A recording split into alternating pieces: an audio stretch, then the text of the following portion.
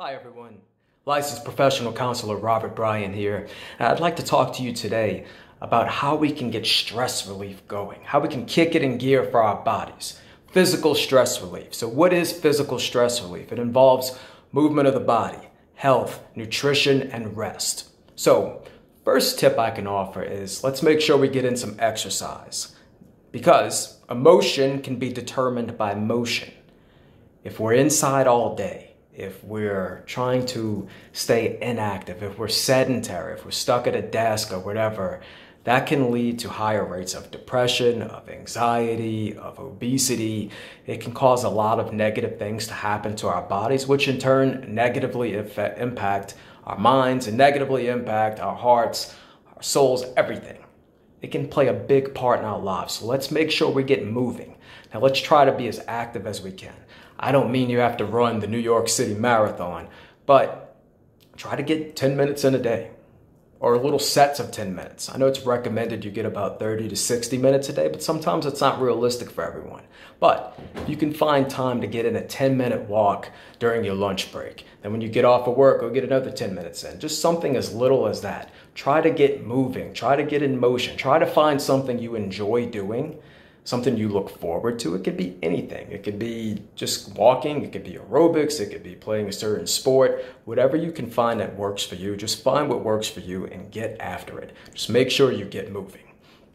It's important to be aware of what we're eating, especially when we're stressed. A lot of times when we're stressed, we'll want to turn towards sugary foods. We'll want to turn towards the ideal food would probably be chocolate for most people.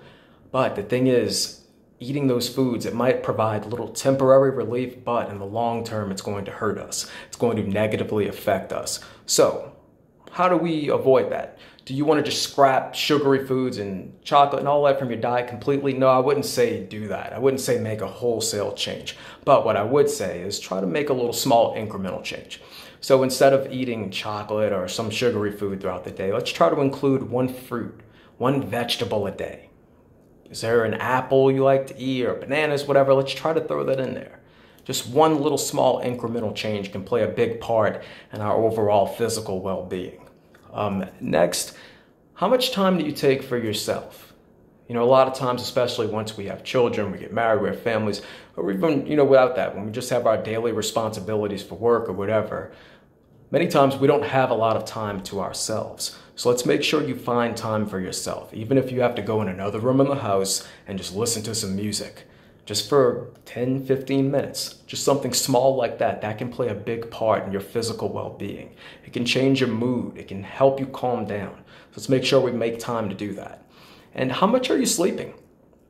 I know a lot of times people will neglect sleep, especially when they're stressed out. A lot of times we can't sleep. If we do fall asleep, we don't get the same quality of sleep. Let's try to get as much quality sleep as we can. So a tip here would be shut off your TV, shut off all screens, cell phones, tablets, whatever you can, at least 30 to 45 minutes before you go to bed. When you go to bed, make sure the lights are off, make sure you're able to just relax, decompress, maybe think about the day, and wind down.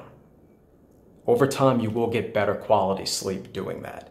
It's easier said than done sometimes, but it's important that we make sure we shut off those screens and we get good quality sleep. So to review, exercise, getting our bodies in motion, watching what we're ingesting, watching what we're eating, getting time to yourself, and getting good quality sleep. Just including those things in your day, making those little small incremental changes can play a big part in your physical well-being. Let's do our best to improve our physical well-being. Thank you.